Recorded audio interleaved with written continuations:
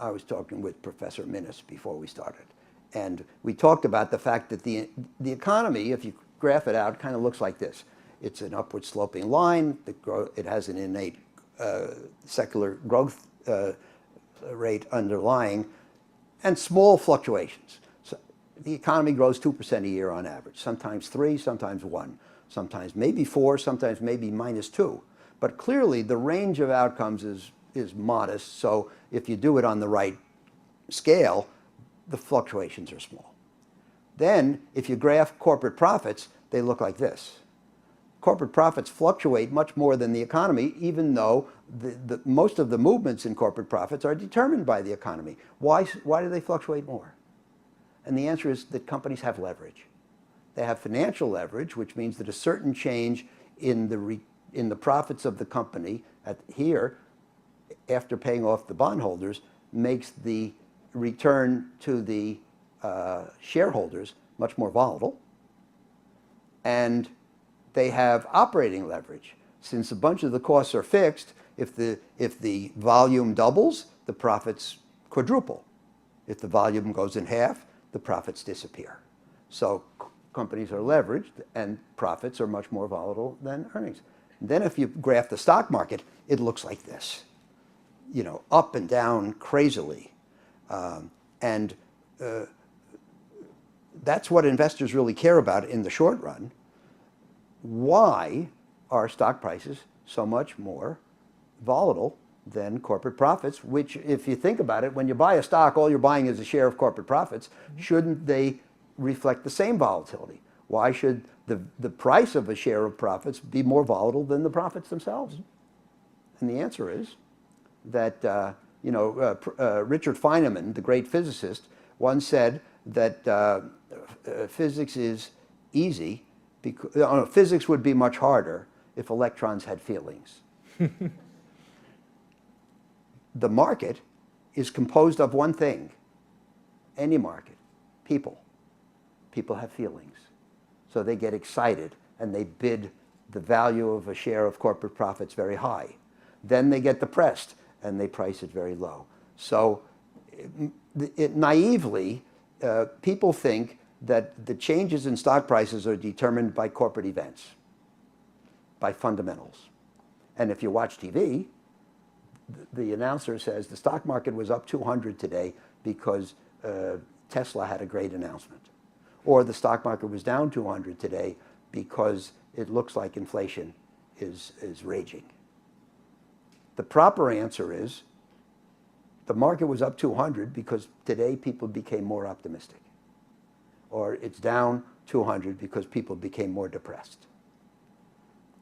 It is psychology that determines. So what a lot of my attention in my senior status is directed at trying to figure out what's going on in the market today in terms of investor psychology and behavior.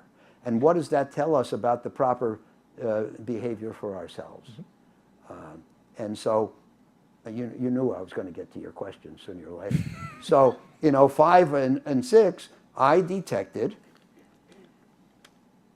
optimism, excessive optimism, excessive eagerness, excessive ardor, insufficient risk aversion,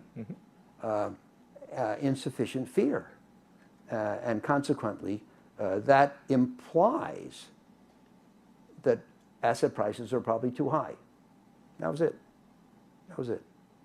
And so I wrote a memo and I wrote a call, and it says, there they go again, talking about the fact that investors were engaging in some of the ill-founded behavior that I've seen in past crises. And it basically said, this is the time for caution. And of course, that was 05, 06, 07. The global financial crisis started to occur. 08 is when Lehman reached its bankruptcy, and the worst of the financial crisis started to occur. So, it's really, I recorded a podcast about this yesterday. It's really a matter of just extremes. The economy goes like this. Profits go like this. Stock prices should go like this. but sometimes they don't because of people's emotionality. So if you can gauge the emotionality, then you can say, I'll bet it's, it seems too heated, seems too cold. I wrote a book called Mastering the Market Cycle, and I consulted my son, who's a very smart investor, about some of the ideas. And at one point I said to him, Andrew, I think my market call, here's a guy who doesn't believe in forecasts. I said, I believe my market calls have been correct. He says to me, yeah, Dad, that's because you did it 5 times in 50 years. Extremeness, that's the word that came out of my podcast yesterday, extremeness. 5 times in my 54 years, or maybe it was 6 or 4 or 7 or something like that. 5 times. The market was either up here, crazy high, or down there, crazy cheap. And on those occasions, the case for a call was overwhelming, in my opinion, and the probability of success was high. But if I had tried to do it 50 times in 50 years, or 500 times in 50 years, or 5,000 in 50 years, I couldn't have had a very high batting average. But 05, 06 was one of those times. I just, what I learned here, among other things, but one of the most important things I learned here, is that risk aversion, it has to be a fundamental part of a market. It is risk aversion that makes people demand higher return potential from investments that appear riskier, which is, of course, the only thing that makes sense. It is, so if you think about it, it is risk aversion that keeps markets safe and sane. And if I'm in an environment where I detect that risk aversion is inadequate, that's fertile ground for excessively high prices.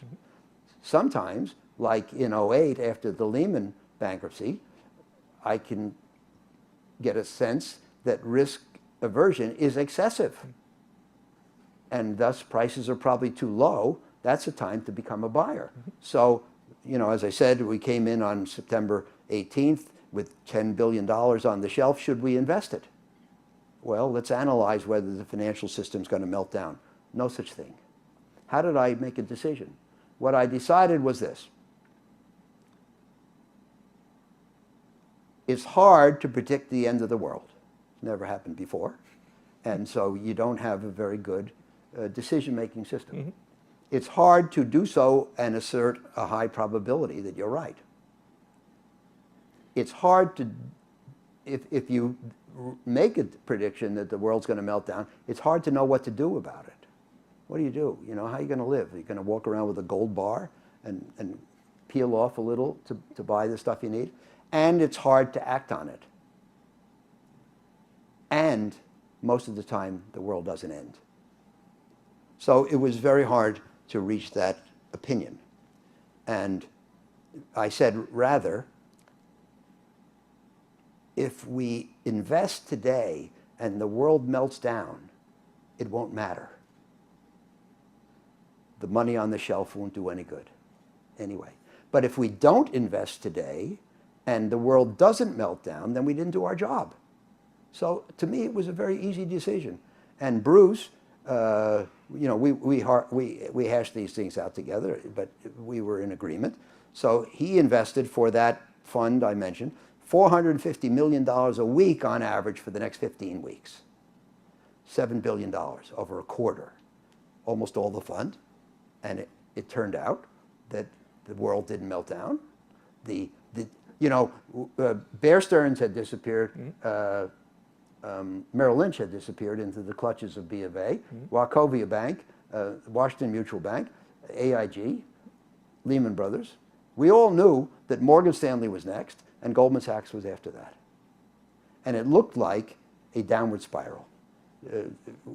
Roughly the year you were born, no, a little earlier, there was a movie called The China Syndrome starring Jane Fonda, and it was about a nuclear reactor that gets out of control, and they're concerned that the reaction will go through the earth and come out in China, and that's the name, that's ergo the name. But you couldn't prove that it wasn't going to be true. But fortunately, I think people were so motivated by the bankruptcy of Lehman Brothers that they arrested the downward cycle, and here we are.